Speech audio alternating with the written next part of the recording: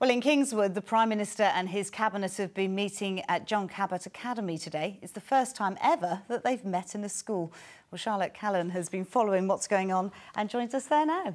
Charlotte. Yes, I can tell you, Ali, the Prime Minister has literally just left the building. He was quizzed by pupils from the John Cabot Learning Federation. That involves 10 schools, 4 of those are primary, 6 of them are secondary schools. The children gave him a hard time, but that's obviously what this is all about. The Cabinet would like to go out to the regions to find out what real people think, in a way to find out about real politics. Let's come over here to David Carter, who's the Executive Principal of the John Cabot Learning Federation.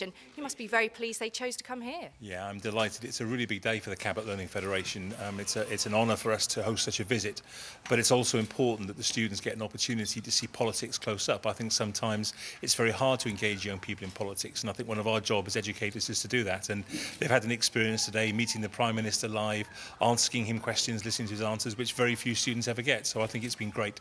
It certainly wasn't a normal day. 27 Cabinet members came here. It was a big operation, lots of cars, lots of police. What did it feel like?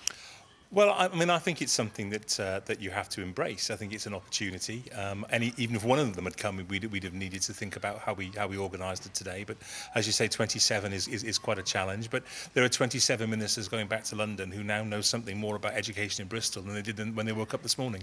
Now, they were quizzed by pupils here. We've got George and Ebony. How did it feel asking the Prime Minister, David Cameron, a question? It was really interesting because it's like a once-in-a-lifetime opportunity that none of us will probably ever get again in our lives, and it was just really interesting again just to see what he had to say to us. And Ebony, what did you ask the Prime Minister? I asked about how linear exams were different from modular and why there was a change in the system. Were you happy with his answer? Yeah, it's shown us that there was a reason behind it and it wasn't just to make it harder for us. The government ministers are now off around Bristol and the surrounding area to find out a little bit more about things like transport.